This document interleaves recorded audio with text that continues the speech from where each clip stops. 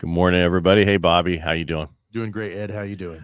Can't complain because nobody listens. You have a good weekend? Not bad. I actually had to go through and update a lot of my podcasts and other stuff that I hadn't done in so long.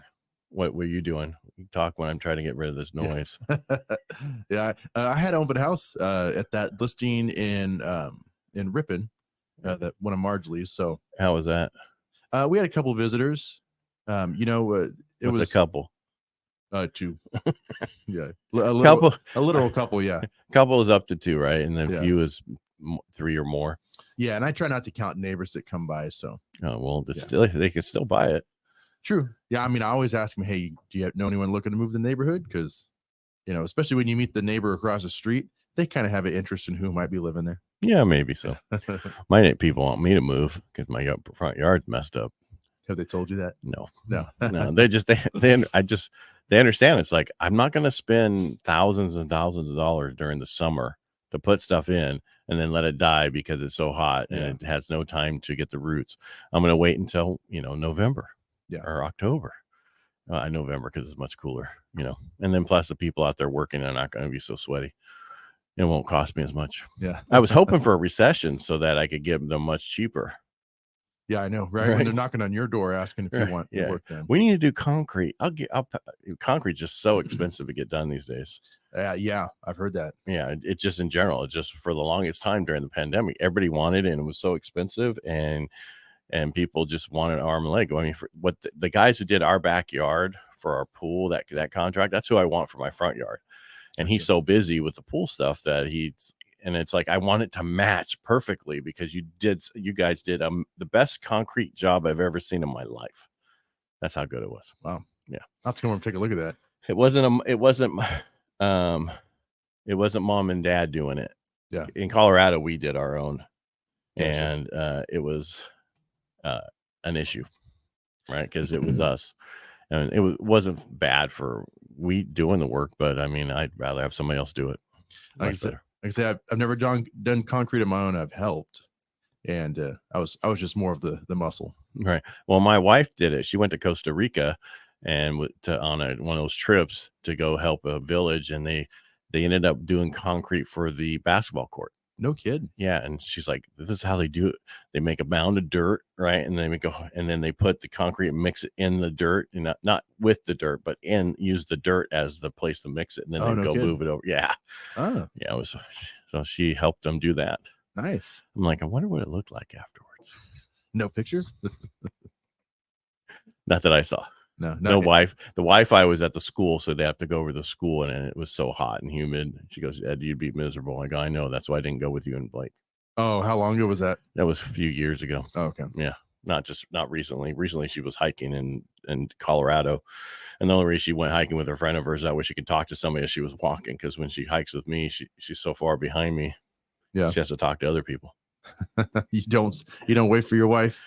No, I do, but only at certain times.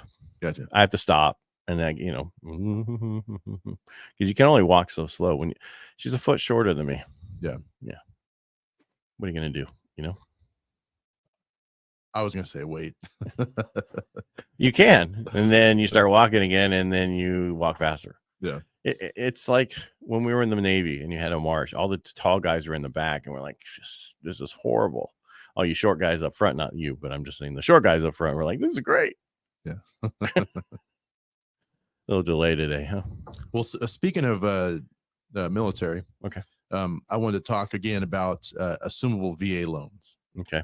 Because I know there's a house that I was looking at recently, and they've been in it for about 3 years. So how much equity? There was about $300,000 in equity. How much was the original loan? It was for I didn't find out what the original loan was. No, but how much they had balanced, I meant. The balance was like 710. So they bought so they bought this property for like 800 or something. Yeah, I wasn't the buyer's agent. So, and they had 300,000 equity. Yeah. All right. So what they'd have to do then, if say the loan amount's 710 left, right? They'd assume that at whatever the VA rate is. Anybody can assume it if you have credit worthiness. Mm-hmm. You just have to go through the process. It takes about 30 to 45 days. The other $300,000 in equity would need to be some other type of loan or cash. Yeah. So what I was thinking was like the way this would really work for people is if they had a home to sell and they had equity in their home, and they kind of just hand off that equity to cover the difference, right? Correct. It would work that way. Yeah.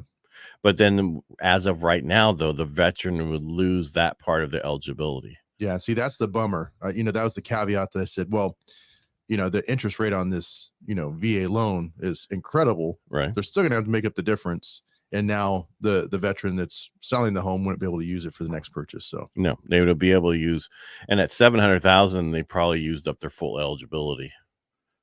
You follow me? Because there's so much of an eligibility you have. Because when we go over the conforming loan limit, then it's a jumbo. Okay. Conforming loan limit right now is 726, 300, then or 200. Then we couldn't consider it a jumbo VA loan. You still can get it in your eligibility. It's not like it used to be where you had to put a 0.25% down of whatever's over that. You don't. But it really, you have to figure, you don't have any money left over in eligibility when you go above that. Gotcha. From what I've seen, which I think is ridiculous. If you allow me to buy there's no limit, up to $2.5 million home, and I should be, and I only do $1 million, I should have $1.5 million left over, but they don't work. It doesn't work that way. Gotcha. From what I've seen. But this could help these people sell this home in a market that is a slower time, but that, over another home exactly like it that they can't, that don't have the assumable portion of it. I forget, one of the senators or congressmen was working on trying to pass a bill that would release the eligibility of anybody who bought that. It didn't have to be a veteran. Yeah. And that would, and I was explaining to him, I said, that's great. However, it's not really going to be utilized. I said, it won't work right now for most people, but to have it there in the future would not be a bad thing. Yeah. Right. So say you bought a house, because even up until March of 22, so a year ago, VA paid 100% financing. Today, there's about, maybe say there's 10 to 20% equity in there. That would be someone's down payment, right? And then you could have it assumed. So it can work really well. It just depends on how long you've been in the property. Because if you've been in the property for 3 years, during the period of time where we went up 60%, there's a lot of equity that needs to be covered somehow.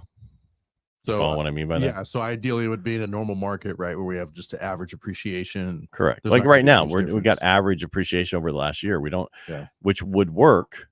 Someone could assume that VA loan, because even as of March, it was still lower than we are now. I mean, I think in November, which was the last? When did I get my loan? August. I got a 4%. Gotcha. For the refinance. I did cash out, but that's, a little different. But prior to that, it was in those ranges. So it still would be a great deal compared to today. Gotcha. Right. Conventional on average is between somewhere in the 6s. And the reason I say it's 6s is because Fannie Mae put out a thing last week, 15-year was 6 point something and a 30-year was 6.75, 6.875. That's what Fannie and Freddie are saying, not me. That's what I'm quoting from them. I'm not doing it because it's APR, all that stuff. I'm just explaining what they said the rates were. If you have a 4%, that's still 2% difference. That's a huge number on 700,000 for sure. Yeah. Yeah. That could be, $500 to $1,000 a month. Yeah. Again, depends on your FICO score. But even that, say that first was at 2%, say it was at 2.75%, and the 300,000 they put down $100,000 of their own money, or they put down $1 million. So most people are putting down 20% on that to make it work. Yeah. Minimum 10%. You still got 200,000 there. That's a $1,000 a month payment to, on a second, if not more. Gotcha. So you have to run the numbers to see if it works. So it just depends on how that situation is. Do you got money? You're selling a house, you're moving up. Yes, you have the money to put down. This would work really easily. And that would work. I mean, that could be something that can be done. But they have to be okay with losing their eligibility until it's been refinanced or something down the road, which at that rate, it'll never be touched. I was going to say, and how would they even know? Would they just have to follow up with the lender to see if it'd been refied? Well, they'll have to keep check to see if it's been, because they're going to assume it. So we'll be off their credit, right? So it won't be on their credit. They just lose their eligibility part of it. Gotcha. So they'd have to go buy with a regular loan. Okay. Yeah. or another, if their spouse is a veteran, then they could use that eligibility. Gotcha. Yeah. But see, a lot of places don't split the eligibility, right? What I mean, if you have two, so it's a veteran and their significant other, or it's two veterans that can be on a loan together. When it's two veterans, not every company splits the eligibility between the two of them. Okay. Usually use up one person's eligibility more than the other. Now they're starting to split it across both. Okay. Did that answer any questions? Yeah. I learn even more than I thought I knew about it. So well, it's just the VA loan's a great loan. It's easily to be. So years and years ago, I'm talking back in the 80s and 90s, it was just like, you want to assume a loan? Okay, you can't. Right. Yeah. Anybody could. Now, then they changed it because of what happened in the 90s, and you had to be, you have to have credit worthiness and go through the whole process. Then you can assume it. But if you're buying that big of a house and that kind of stuff, you probably have the credit. Yeah. Or you hope you do. Hopefully, yeah. Not everybody does. Not in the past. But in these world, which I think is going to change because people are putting so much debt to survive right now because of inflation and everything else is killing them. We're probably going to see a credit crunch to where people are going to lose their great FICO scores. Yeah. Right. I just saw yesterday, I reported on a trucking company who just laid off 30,000 employees because they couldn't refinance their debt in this market. Okay. 30,000. Yeah. And you're going to see a lot more than that because there's a lot of debt that companies took on over the last couple of years at really low rates at this and that. And then they're going up and they just can't make the payments. Yeah. And so they're coming in and going, we need to get paid. And they're going, I can't pay you. I can give you a cheeseburger. All right, I'm done. Okay. I'm just saying I'm going to keep going on and on and on. So, but that's just what's happening. But the positive thing is, I think I told you before we started, Housing Wire put out a thing where people are thinking the next 6 months it's going to get much better. So yeah. With that being said, if you haven't bought your house yet, you might want to start thinking right now, real quickly, and get into that home. And it's not the perfect interest rate, but it's the best time you're going to have for buying that house at the price you want it. Yep. Right. And if you're looking at $1 million plus home, now is even a better time to buy that house because you're going to be able to refinance that rate later. Everybody's worried about that payment right now.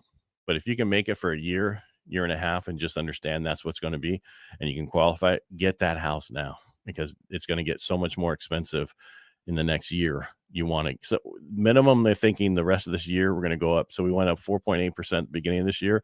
And they think we're going to end up end of the year up 10%. $1 million house, that's $100,000. Yeah. Right.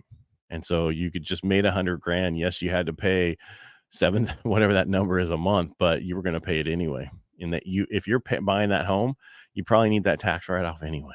I was going to say, and you're building that equity, instantly. Not only that, but the tax write-off, that's what most people don't have. And they're going to make some changes. You watch to the tax thing, and you're going to have to no longer the standard deduction. You're going to have to do, itemized deduction. You're going to need interest deductions and other stuff. You watch. Yeah. They always find a way to get money out of us, huh? Yes, they do. All right. Make it a great day, Bobby. Thanks for being here. I really appreciate it. And if you like what we do here, the best way you can support us is go to our YouTube channels, subscribe. That's Real Estate Jerky, Ed Parcaut, and Robert Atkins Realtor. And also go to Bobby's channel at robertatkinsrealtor.com, or his website, I should say. Yeah. Bobby, thanks for being here. Thanks so much, Ed.